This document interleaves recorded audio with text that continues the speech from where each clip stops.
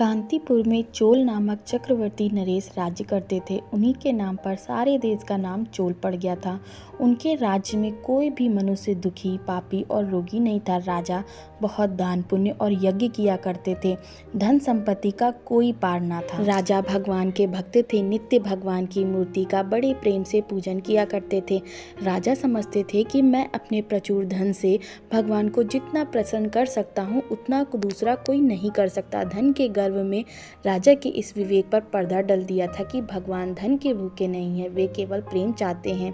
उनके लिए राजा रंग दोनों बराबर हैं। उसी कांतीपुर में एक विष्णुदास नाम के दरिद्र ब्राह्मण रहते थे। ब्राह्मण बड़े ही दीन थे पर थे बड़े विद्वान और भगवान के अनन्य भक्त। वे इस बात को जानते थे कि भगवान भक्ति से अर्पण किए हुए पत्र पुष्प को भी बड़े प्रेम से ग्रहण करते। समुद्र तट पर भगवान के मंदिर में राजा और विष्णुदास ब्राह्मण दोनों ही भगवान की पूजा करने जाया करते थे। एक दिन चोलराज अनेक प्रकार के बहुमूल्य मोतियों, रत्नों तथा विविध भांति के सोने के फूलों से विधिवत भगवान की पूजा कर दंडवत प्रणाम करने के अनंतर मंदिर में बैठे थे।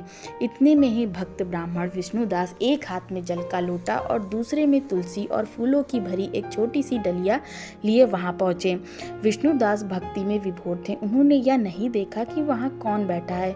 निष्परा भगवत भक्त को राजा की ओर देखने की आवश्यकता भी नहीं थी। विष्णुदास ने आकर डलिया एक तरफ रख दी और विष्णु सूक्त पाठ करके भक्ति भाव से भगवान को स्नान कराया। राजा के चढ़ाए हुए सारे वस्त्र अलंकार जल से भीग गए। तदंतर ब्राह्मण ने फूल पत्तों से भगवान की पूजा की। ब्राह्मण के तुलसी पत्रों से अपने रक्त मुक्ताओं को ढका देखकर राजा को क्रोध आया। राजा ने ब्राह्मण से कहा, विष्णुदास, मेरी समझ में तुम बड़े मूर्ख हो। तुम्हें भक्ति का कुछ भी पता नहीं है। मैंने मणि मुक्ताओं और स्वर्ण पुष्पों से भगवान को कैसा सुंदर सजाया था। तुमने तो सब बिगाड़ दिया। तुम में भक्ति होती तो इतनी सुंदर शोभा को इन पत्तों से ढकते। राजा की बात सुनकर विष्णुदास को भी गुस्सा आ गया। विष्णुदास बोले, तुम खूब भक्ति जानते हो, बतलाओ तो सही, तुमने अब तक कौन सी भक्ति की है। राज्य के घमंड में चूर हो रहे हो। भगवान को तुम्हारी मणि मुक्ताओं से मोह थोड़ी है। जिसके पास जो कुछ होता है वह उसी से भगवान को पूछता है। असल में तो भगवान की पूजा के लिए शुद्ध हृदय चाहिए। भगवान भी यदि धनियों के धन पर चलने लगे तो फिर गरीबों की कहीं कोई रहने ही ना दे। भगवान गरीबों की सुनते आए हैं, इसी से तो लोग गरीबों को सताने में कुछ डरते हैं। ब्राह्मण की बात सुनकर राजा ने कहा, कंगाल ब्राह्मण, तुझे भक्ति का बड़ा गर्व मालूम होता है। तू निर्धन और दरिद्र है। तेरी भक्ति की कीमत ही क्या है। तूने आज तक कौन सा दान पुण्य किया है या कितने मंदिर बनवाए। तेरे धन दान रहित भक्ति में क्या रखा है। कुछ भी ना करके तू सिर्फ एक भक्ति के बल से इतना बोल रहा है। अब देखता हूँ हम दोनों में से किसको पहले भगवान के दर्शन होते हैं। मैं भी उपाय करता हूँ और तू भी कर। जिसको पहले भगवान का साक्षात्कार हो उसकी भक्ति अच्छी समझी जाएगी। राजा ने सोचा कि अपार धन से यज्ञ करके भगवान को तुरंत प्रसन्न कर लेगा, कौन सी बड़ी बात है। दोनों वहां से चले गए। राजा ने अपने महल में आते ही मृदुल ऋषि को बुलाया और उनके आचार्यत्व में विशाल विष्णु यज्ञ आरंभ कर दिया। गरीब विष्णुदास के पास यज्ञ करने को तो धन ही नहीं था। उसने घर आकर कार्तिक माघ व्रतों का आचरण से पालन किया। तुलसी दल से भगवान की पूजा की। भगवान के ओम नमो भगवते वासुदेवाय मंत्र का जप, एकादशी व्रत और नित्य नियम पूर्वक षोडशोपचार से भगवान की भक्ति पूर्वक पूजा करना आरंभ किया। इसके सिवा ब्राह्मण ने जाते आते खाते पीते सोते जागते सब समय भगवान का नाम स्मरण करते हुए सर्वत्र समान भाव से सर्वभूतस्व भगवान के दर्शन करने का अभ्यास किया। इन व्रतों का पालन करने के अतिरिक्त वे और कोई काम ही नहीं करते। इसके किसी पाप का तो संभावना ही नहीं। दोनों को साधन करते करते बहुत काल बीत गया। दोनों की इंद्रियां और उनके सारे कार्य भगवान के निमित्त होने लगे। ब्राह्मण विष्णुदास एक वक्त रसोई बनाकर खाया करते और रात दिन अपने साधन में लगे रहते। एक दिन उन्होंने प्रातः काल का नित्य कर्म समाप्त करके रोटियां बना के रखी थी कि अकस्मात रोटियां वहां से चली गई। ब्राह्मण भूखे तो थे ही पर दोबारा रोटी बनाने में साधन का समय खर्च करना अनुचित समझकर वे उस दिन भूखे ही रह गए। दूसरे दिन रोटी बनाकर ब्राह्मण भगवान को भोग लगाने गए। आकर देखते हैं तो रोटियां नहीं। इस प्रकार ब्राह्मण की रोटियां चोरी होते 7 दिन हो गए। ब्राह्मण चिंता करने लगे कि कौन रोज रोटियां चुरा के ले जाता है। यहाँ तो सभी ऋषि मुनि हैं, ऐसा पवित्र स्थान छोड़ना भी ठीक नहीं। इधर दोबारा रसोई बनाने से संध्या के देव पूजन में बाधा आती। नित्य उपवास करके भी कितने दिन रहा जा सकेगा।